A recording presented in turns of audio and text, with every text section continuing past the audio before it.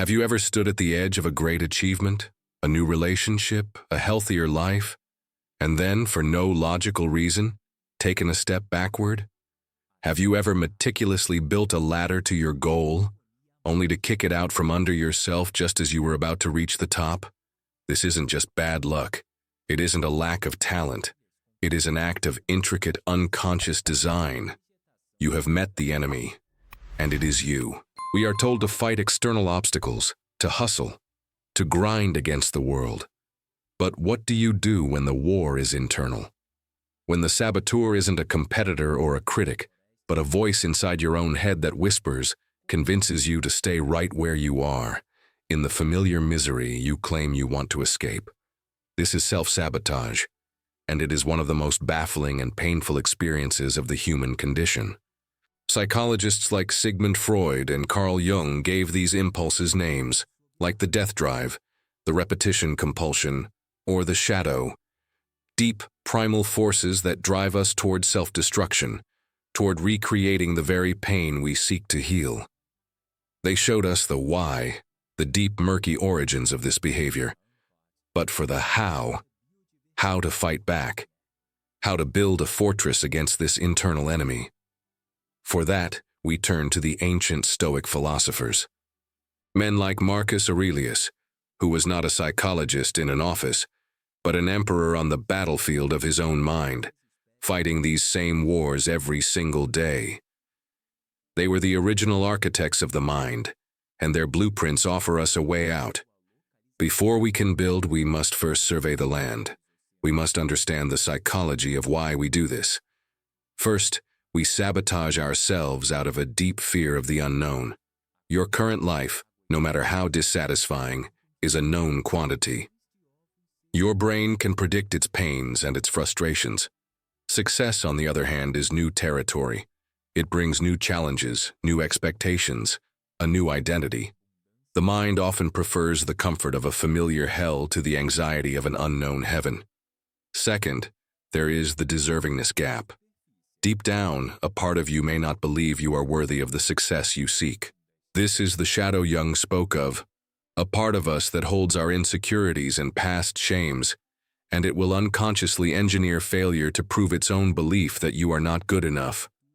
And finally, some of us are addicted to chaos. A life of peace and stability can feel unnerving, boring. We become so accustomed to turmoil that we unconsciously create it, just to feel something familiar. Understanding this isn't an excuse. It is the first step in recognizing the patterns. Now, let's illuminate the 5 most common signs that this internal saboteur is actively at work in your life. The first and most common sign is the tyranny of perfect procrastination. This isn't just laziness. This is the act of delaying a crucial task under the guise of waiting for the perfect conditions. You'll tell yourself, I'll start my business when I have more capital. I'll write that book when I'm more inspired. I'll start that diet on Monday. But the perfect moment never arrives, because it doesn't exist. This form of procrastination is not about optimizing for success. It is a sophisticated defense mechanism, engineered by your fear of judgment. If you never start, you can never be judged. If the project remains a potential, it can remain perfect in your mind, forever safe from the messy reality of execution and the possibility of failure. You are not waiting for perfection. You are hiding from action. And every day you delay, the fear grows stronger and the saboteur wins another battle. But what if the delay isn't just about avoiding a single task? What if it's a strategy to avoid life itself? This leads us to the second sign, the art of minor distractions. This is when you become incredibly busy with everything except the one thing that truly matters. You have a critical deadline for a project that could change your career, but you suddenly feel an urgent, undeniable need to alphabetize your spice rack, deep clean the garage, or research the entire history of a minor celebrity. Your mind has skillfully created a decoy. It generates a flurry of unimportant tasks that give you a false sense of accomplishment.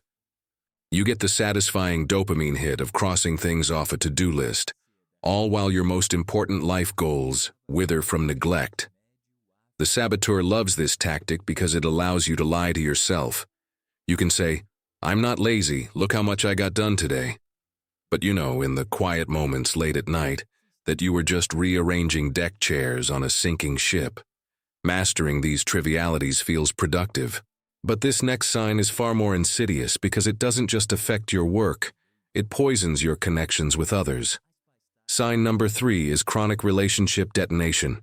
You meet someone wonderful, the connection is real, the future is bright, or perhaps you land a great job with a supportive team. Things are moving forward, and then you find a reason to destroy it. You pick a fight over something trivial. You magnify a small flaw into a fatal character defect. You become distant, critical, or emotionally unavailable until the other person has no choice but to leave. Or you simply walk away yourself. You are detonating the relationship just as it is about to demand real intimacy, real vulnerability. This is the saboteur protecting you from being truly seen. To be truly seen is to risk being truly rejected. The fear of future abandonment becomes so great that you choose to abandon first, seizing control of the inevitable pain. It's a preemptive strike against your own heart, ensuring you are never the victim by always choosing to be the executioner. Pushing others away is one form of this detonation. But what about the promises you break to the most important person in your life? Yourself? This brings us to sign number 4, the just one more syndrome.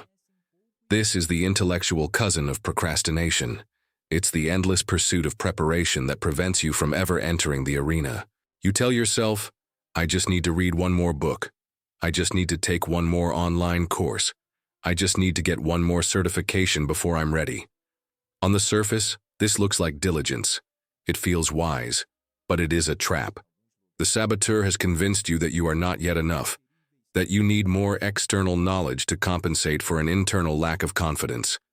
The truth is, there will always be one more book to read, one more course to take. Action requires stepping into the unknown with incomplete information, and that vulnerability is precisely what you are trying to avoid. You are not gathering knowledge, you are gathering shields. You are using learning as a place to hide, ensuring you never have to face the test of applying that knowledge in the real world, where you might, God forbid, get it wrong. But this final sign is the most physical, the most primal, because it attacks the very source of your energy. The 5th and final sign is the neglect of the vessel.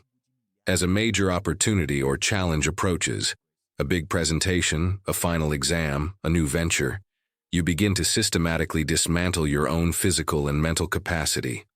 You stay up late binge-watching shows, depriving yourself of the restorative sleep you desperately need. You survive on junk food and caffeine, polluting the very engine you need to perform. You skip your workouts, letting your energy and resilience atrophy. This is not a coincidence. This is your saboteur creating a built-in excuse for failure. When you fail, and you likely will in this depleted state, you can tell yourself, "Well, I failed because I was exhausted," or "I couldn't focus because I haven't been taking care of myself." It protects your ego from the more painful truth. I failed even when I gave it my best. By neglecting your vessel, you ensure you never truly give it your best, creating a perpetual get-out-of-jail-free card for your own potential. If you recognize yourself in these signs, you are living a life on repeat, a Groundhog Day of your own making. Each cycle begins with hope and ends with the familiar bitter taste of self-inflicted defeat. The real cost is not the failed projects or the lost relationships. The real cost is the slow, steady erosion of your self-respect. With each act of sabotage, you prove the saboteur's case. You trust yourself less. You see the world through a lens of cynicism, watching others achieve what you secretly desire, and telling yourself they were just luckier or more talented, when the truth is they were simply not their own worst enemy. To remain in this cycle is to choose a life of quiet regret, haunted by the ghost of the person you could have become. But it does not have to be this way. And here is the point of transformation. The Stoics, particularly the Roman Emperor Marcus Aurelius, offer us a profound and practical way out. It begins with a radical idea known as the dichotomy of control. You cannot control the initial sabotaging thought or impulse when it arises from the depths of your psyche. It is an echo of past pains, an automated response. But you have absolute sovereign power over your assent to that thought. You have the power to choose your response. The impulse is not you. Your reaction to the impulse, that is you. This is where your freedom lies. This is where you build the inner citadel. The path forward is a practice, not a single event. It is the daily work of an architect. The first step, drawn from Stoic practice, is to become the watchtower, the practice of prosauche, or mindful attention. When the urge to procrastinate arises, when you feel the impulse to pick a fight, when the siren song of distraction calls to you, you do not fight it. You do not shame yourself for it. You simply observe it. You take a step back and watch it as if it were a cloud passing in the sky. You give it a name. Ah, there is the fear of failure, manifesting as a sudden urge to clean my desk. By observing it without judgment, you create a space between the impulse and your action. In that space lies your power to choose a different path. You are not your thoughts. You are the observer of your thoughts. The second step is the practice of premeditatio malorum, the premeditation of evils. The saboteur thrives on vague, undefined fear. So you define it. You drag it into the light. Instead of just fearing success, you rationally and calmly ask, what are the actual practical challenges that will come with this success? What is the worst-case scenario? You might have more responsibility. You might have less free time. You might have to pay more taxes. When you write these things down, you realize they are not terrifying monsters. They are merely problems to be solved, logistics to be managed. You defang the fear by facing it head-on, replacing vague anxiety with a concrete plan. The final and most crucial step is to build your inner citadel by acting on virtue. When the moment of choice comes, the space you created by observing the impulse, you ask yourself one simple Aurelian question. What does virtue require of me right now? What would courage do? What would discipline do? What would wisdom do? The feeling of fear may be screaming, retreat, but your chosen value of courage demands that you take one small step forward. The feeling of anxiety may be urging you to distract yourself, but your chosen value of discipline demands that you sit and do the work for just 5 minutes. You act not based on the storm of your emotions, but on the bedrock of your chosen character. This is the cognitive and behavioral retraining. With each virtuous choice, you lay another stone in the wall of your inner citadel. You rewire your brain, proving to yourself, action by action, that you are no longer a slave to the saboteur. This path is not easy. Let me be clear. This is a daily war. There will be days the saboteur wins a battle. You will fall back into old patterns. The Stoic path is not about achieving a perfect, serene state free of negative impulses.